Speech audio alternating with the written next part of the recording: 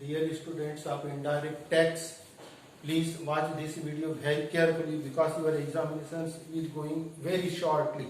Okay, today's I will explain the basic nature of unit 4, that is the custom duty.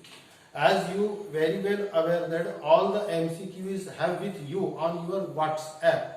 Therefore जो WhatsApp पे मैंने आपको MCQ के सारे क्वेश्चन भेजे हैं, not only for unit 4 but 1, 2, 3, 4, आप उन सबको अटेम्प्ट करने हैं। आपकी सुविधा के लिए उसमें बोल्ड करके जो दिया हुआ है दैट इज द आंसर। उनमें यदि आपके कैलकुलेशन से जब आपको लग रहा है कहीं पर ये आंसर नहीं आ रहा है, तो you are free to call me, there is no alternative. अब कम समय है, कोई दूसरा अल्टरनेटिव नहीं है, इसीलिए मैं आपसे रिक्वेस्ट कर रहा हूं कि जो बोल्ड आंसर है उसको एक तो आप अपने हिसाब से असेस कर लो, आपको समझ में आ गया ठीक, लेकिन कोई आंसर यदि आपको लग रहा है कि आया ही कैसे, आपके समझ में नहीं आ रहा, so you are free to call me at 9371593495. Okay, now we come to the point, custom duty. There are something, कुछ उसमें बेसिक कंसेप्ट है जो कि आपके एमसीक्यू का पार्ट है, उसमें कैलकुलेट भी करना है। आज का वीडियो कम ड्यूरेशन का है, फिर भी मैं कोशिश करूंगा कि आपके कुछ कंसेप्ट क्लियर हो जाए। फर्स्ट उसमें आता है FOB. FOB technically the name is the free on board value. ये आपके एमसीक्यू में दिख भी रहा है, ये आपको क्वेश्चन भी आ सकता है, व्हाट इज एफओबी। अब दूसरी बात ये भी याद रखना है कि आपको मैंने जो एमसीक्यू भेजा है वो पूरे मल्टीपल चॉइस के आधार पर है, जिसमें क्वेश्चन के 4 मल्टीपल आंसर दिए हुए हैं। लेकिन यूनिवर्सिटी की जो एग्जाम होगी, आपको अलर्ट कर दे रहा हूं, उसमें पूरे क्वेश्चन ऐसे नहीं आने वाले, उसमें कुछ क्वेश्चन ट्रू एंड फॉल्स के भी है। जैसे FOB stand for free on board value, is it true और फॉल्स, बस आपको कोई ऑप्शन नहीं है उसके अंदर में।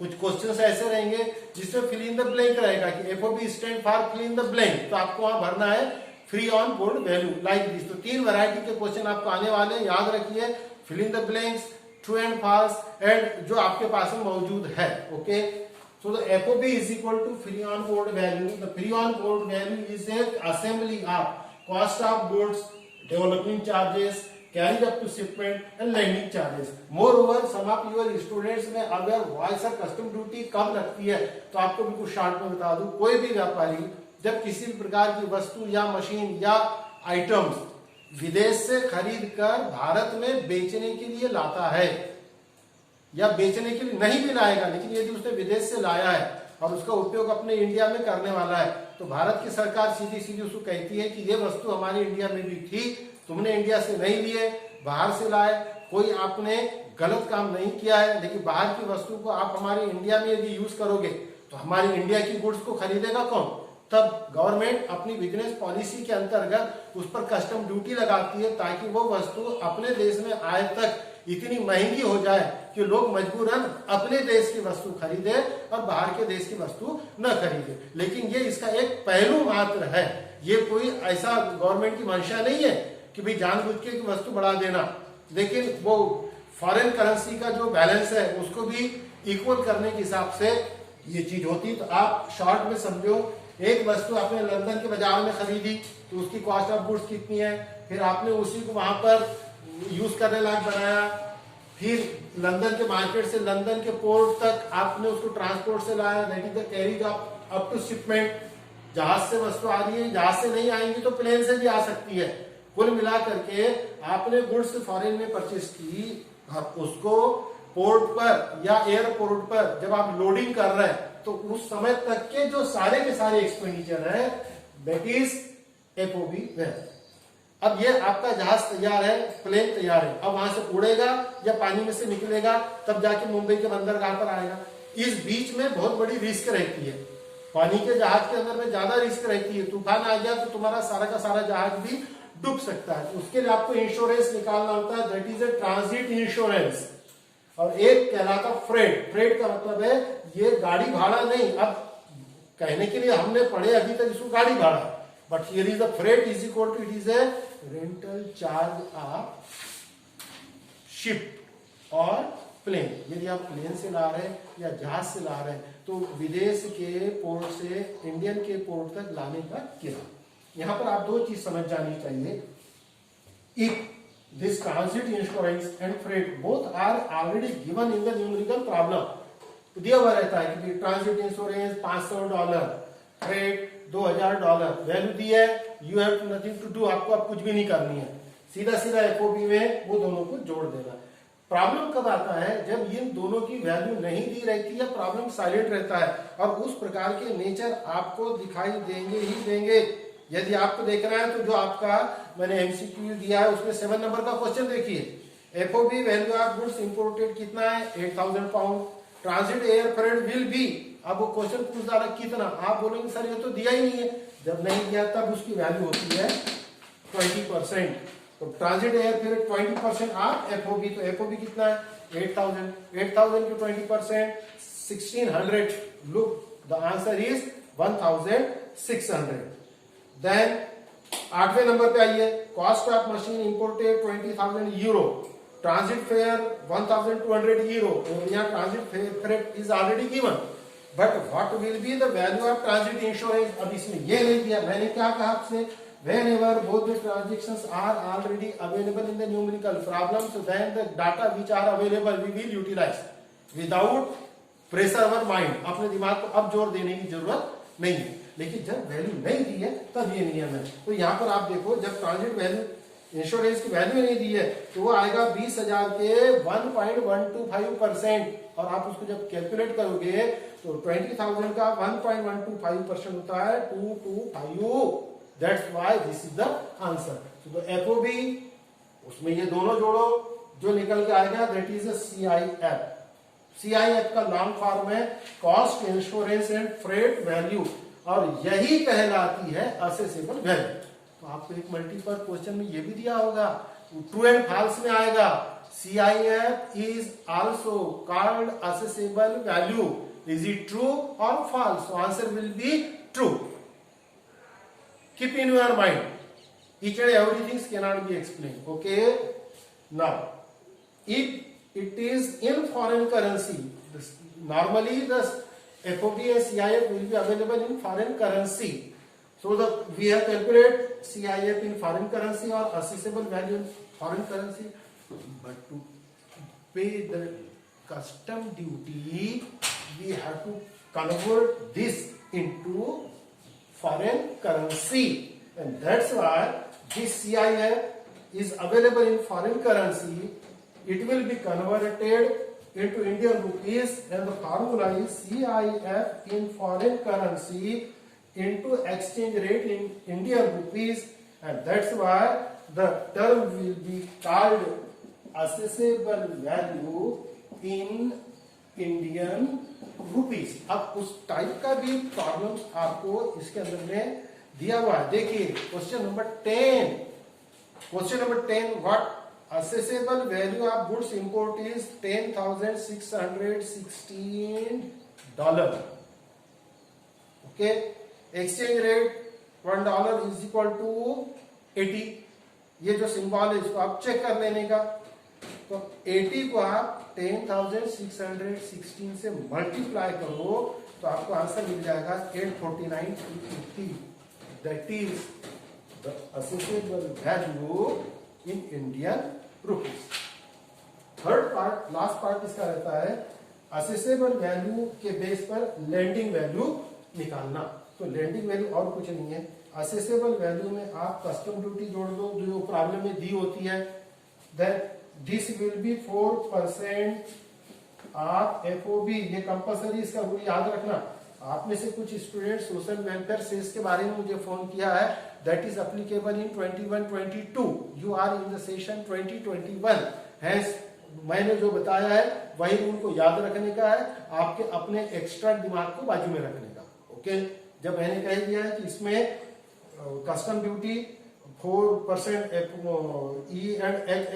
EC, इसका भी नाम कहा पूछा, education and higher secondary education cess plus IGST जोड़ दो तो लैंडिंग वैल्यू मिल जाएगी। अब आपको क्या होता है प्रॉब्लम के अंदर बेटा, कुछ भी आएगा, असेसेबल वैल्यू दे दी है, लैंडिंग वैल्यू दे दी है, तो बोलेगा कस्टम ड्यूटी कितनी। अब कस्टम ड्यूटी कितनी तो सीधा सीधा है, उसके जो बीच का डिफरेंस है that will be A custom duty. अब उस हिसाब से ये सारे क्वेश्चंस आपको चेक कर लेने के। इसी जैसे 9th नंबर का क्वेश्चन देखो, उसने क्या बोला, cost of goods imported $20, carriage up to shipment $400, loading charges at port 0.5% of cost of good, therefore what will be the FOB. ये देखिए मैंने एफओबी का फार्मूला आपको निकाल दिया, कॉस्ट ऑफ गुड सोल्ड भी है, कैरिज अप टू शिपमेंट भी उसके अंदर में दिख रहा है, उसके बाद में ये लोडिंग चार्जेस भी है। अब सर यहाँ अमाउंट नहीं दिया है तो क्या पर 0.5% 20,000 के 0.5% आप निकालिए ना, कितना निकलेगा, 100 रुपए निकलेगा ऐसा मुझे लगता है। तो 20,400 और 100 20,500, दिस इज द आंसर।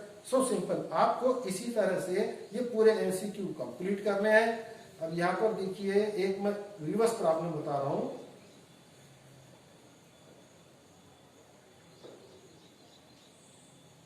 हाँ, 15 नंबर का प्रॉब्लम देखिए, assessable value of goods imported 12 lakh, सब total of custom duty and SCH is 1,24,800, IGST 12%, what will be the amount of IGST. हाँ, तो अब ये देखिए क्वेश्चन लेके मैंने इसीलिए लाया है, ये जो आईजीएसटी कैलकुलेट होगा, ये आईजीएसटी का फार्मूला याद रखना। आईजीएसटी जो कैलकुलेट होगी ये होगी accessible value plus custom duty plus E and H ECS. ये जो मान लो ये है थोड़ी देर के लिए 5,000 आपकी असेसेबल वैल्यू है, कस्टम ड्यूटी 10% मान लो 500 आ गई, और 500 के 4% मतलब 5 चौक 20 हो गई। आ रही बात ध्यान में आपके। आईजीएसटी कैलकुलेट कैसे होगा, आईजीएसटी कैलकुलेट ऐसे होगा, असेसेबल वैल्यू 5,000, ओके, ये यहां लिख देता हूं, बस एक दो 5,000, कस्टम ड्यूटी 10% प्रॉब्लम में दी है 500, E and H S E C problem में नहीं दिया तो भी 4% ऑफ कस्टम ड्यूटी रहता है, ये ख्याल रखना है आपको। तो 4% वैल्यू के नहीं, कस्टम ड्यूटी के, ठीक है। तो इसके 10% ये, इसके 4% ये, तो ये हो गया 5,520। इसको कोई नाम नहीं देते हैं। अब बोल रहा आईजीएसटी, मान लो उसने बोल दिया 12%, तो 12% मतलब वो 5,520 के 12% आएगा। अब जो कुछ भी हो उसकी वैल्यू आप निकाल लेने का, फिर यहां जो वैल्यू आएगी अब निकालने से बोलेंगे आप, तो चलो इसके 10% हो गया 552 और 2% हो जाएगा इसका 2 गुनी 4, 2 पंचे 10 की शून्य हासिल दे, 2 पंचे 2 11, 110.4, तो 552 और 110.4 मतलब 4, ये 2, 662.40 मतलब 662, therefore 2, 628, 1, this is lending value, okay. तो ये असेसेबल वैल्यू है, ये लैंडिंग वैल्यू है। तो 6182 में से 5,000 घटाओ तो 6,182, ये आपकी टोटल कस्टम ड्यूटी कहलाएगी। Total custom duty is equal to custom duty plus education cess plus IGST. IGST नहीं दिया है तो दोनों, लेकिन न्यूमेरिकल प्रॉब्लम में दिया रहता है। और इस सारे के सारे जो क्वेश्चंस है इसमें ये जो इंडियन रुपीस को छोड़ के बेटा बाकी जो सिंबल दिख रहे हैं वो या तो डॉलर है, पाउंड है, युआन है, वान है, अलग अलग देश की कंट्रीज के करेंसी के सिंबल है। आपको अवेयरनेस आनी चाहिए तो आप अपने मोबाइल से गूगल में जाइए और जो सिंबल दिया है उसको फाइंड आउट करके पूछो what is the meaning of this symbol, तो बताएगा डॉलर कौन सा है, पाउंड कौन सा है, एन कौन सा है, युआन कौन सा है। Hope as per as examination in concern मैंने ये 30 क्वेश्चंस का पूल आपको भेजा है और उसको सॉल्व करने के लिए जो बेसिक चीज है वो है यहां। यदि ये ट्रांजिट इंश्योरेंस और फ्रेट प्रॉब्लम में दिया है तो तुम उसके हिसाब से चलो, और प्रॉब्लम में नहीं दिया है तो ये कंपलसरी है। ट्रांजिट इंश्योरेंस एफओबी के 1.125% रहेगा और फ्रेट के 20% रहेगा। अब वीडियो की सर्टेन लिमिटेशंस है, therefore I cannot explain each and every part, लेकिन फिर भी आप देखिए तो जब आप उसको अलग अलग तरह से जाएंगे तो मैंने तो एक जगह पे उसको, हाँ ये रिवर्स भी आता है, ये रिवर्स कैसे आता है तो उसका एक प्रॉब्लम शायद है जिसमें आंसर उसका 8,000 आना चाहिए। 12 मिनट।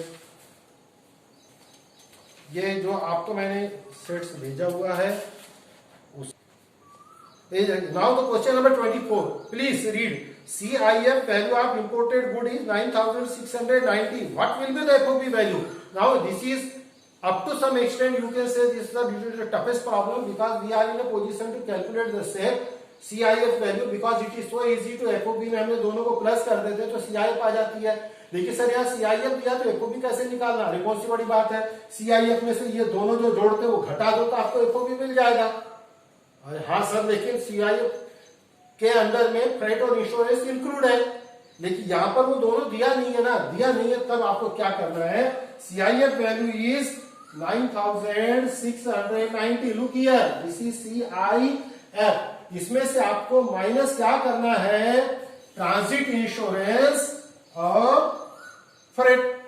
अब ट्रांजिट इंश्योरेंस और फ्रेट की जब वैल्यू नहीं दी तभी मैंने कहा था कि whenever the value is not given in the numerical problem, that time there is a rule, freight will be 20% of FOB and transit insurance would be 1.125% of FOB। Okay, इसका मतलब क्या हुआ कि FOB में ट्रांजिट इंश्योरेंस 1.125 इंक्लूड है and simultaneously 20% of FOB freight भी इसमें include है।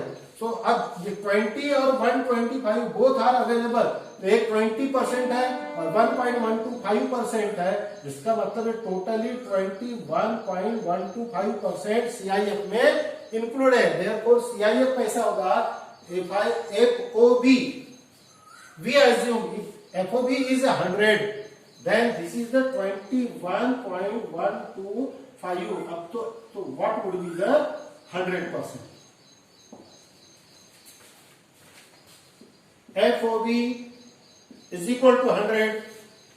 Now question is given CIF. CIF means 100 plus 20 plus 1.125.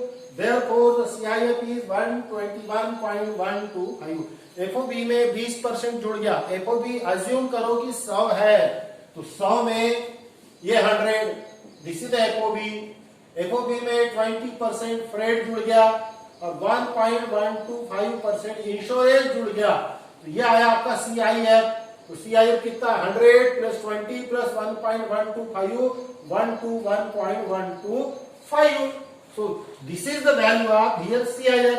अब नाउ आप कैलकुलेटर का उपयोग कर सकते हैं कि 9690 इज 121.125, तो what would be FOB। Therefore आपको कुछ नहीं करना है, 9690 into 100 divided by 121.125, खत्म। तो you will got the value 8000 rupees. ये 8000 रुपीज हो गया आपका FOB वैल्यू। अब ये जो FOB वैल्यू 8000 है तो आप इसको रिवर्स चेक कर लीजिए। 8000 का 20% कितना होगा, सर 160, और 800 का 1.125% कितना होगा, तो इसका 1% तो 8000 था,